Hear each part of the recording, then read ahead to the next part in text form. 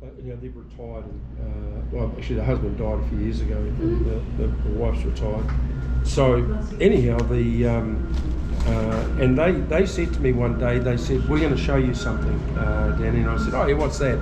And so on their Facebook, they picked out this real mangy dog off the side of the road, and they, for I don't know how many, 2 weeks, they just blitzed on about this dog and about how they wanted to look after it, and then the people gave them some money for cream, and then the dog started getting all this sort of stuff. They had more money coming in for the dog than they had for 50 children. They just said, "Look at this. Look, people care more about a dog with mange on the side of the road than they do feeding children." So yeah, it's amazing.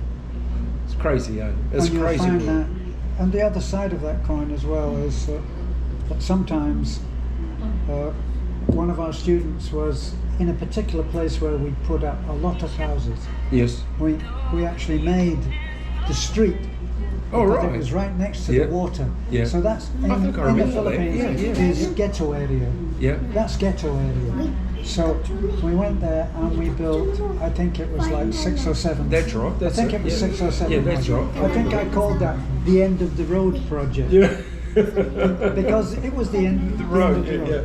And the first house that we built on that project, our student was there. He was one that was very close to us. Yeah, yeah. And she overheard the owner of that house, the one that we built the first house for. And somebody said to her, "Wow, you're lucky, the foreigner built you a house." She said, No, he didn't build us a house. That was my sister. She's working in Manila. She paid for the house. Oh. Yep. But because you were building bamboo houses, is that right? We were building what we called half and half houses. Yes. So you put footings down. That's right. Right. Put footings down and 5 courses of hollow block. That's right. And then right. Yeah. And the corner pillars. Yes. And then the rest of it is wood frame. Yeah. With a wood roof. That's right. Yeah. And covered in a macon. Yeah. Yeah. Now the thing is that wouldn't be so good in our mind, but that's what we could afford. Well, and it's great. Right? Yeah. When we built a house for Beth's mother, we were going to build a cement house, and she said, "No, I want the one that you build for others because it's cooler." Yeah, that's right. The Amacon has little tiny. It's like this. That's little right. Tiny holes. Yeah, that's and it's cooler. Yeah. So. No, that's right. No, and it is like we went into steel framing houses, so we would just put them on legs, gouge pipe legs. Yeah, sometimes that's all that we were allowed to do. Yeah, and just steel frame it and then just wrap them in hardy flex, and so it's just cheap, Yes. and that. But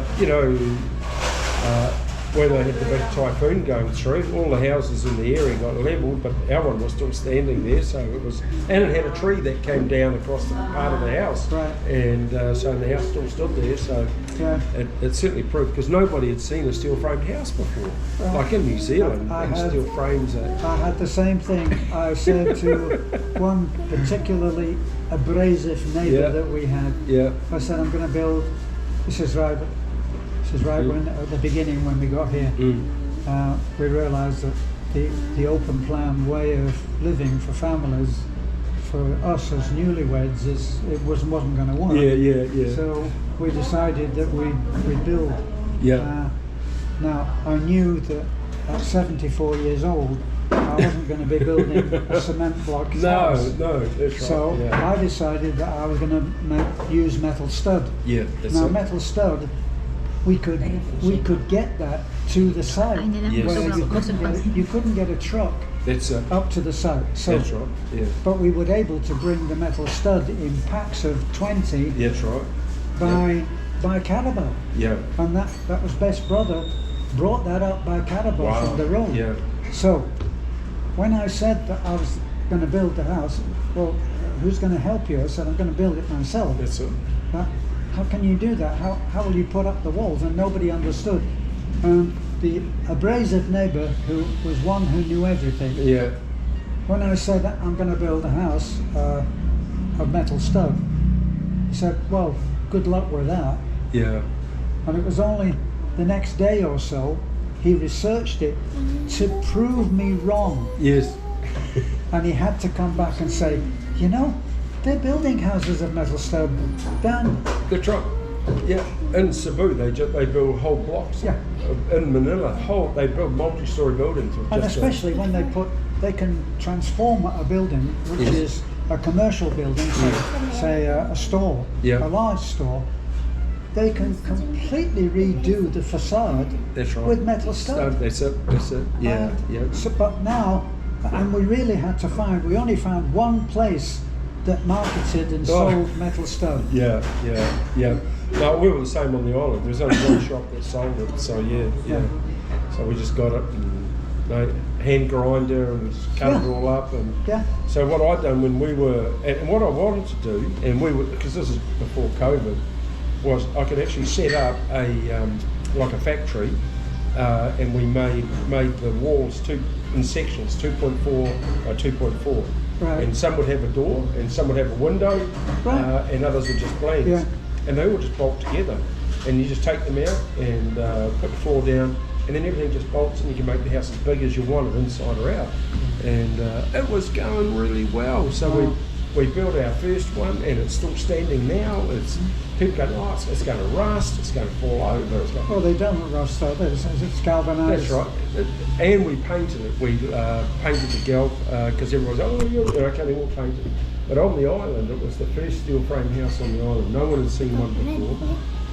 So, I don't know, 3-4 years later, the resorts started coming to us and saying, oh, you know, it's still standing and it's not rusted and fallen over. Yeah. Can you build us some, or, you know, just for their little, what do they call them? Like the little huts that they have on their resorts and stuff like that. But anyhow, COVID hit, so yeah. And then that killed our funding, you know. So yeah. And we're slowly coming back. It's like, so. But no, steel frame's good. Like you say, you know, 2 guys can carry a bundle of steel framing miles. You know, it's like, yeah.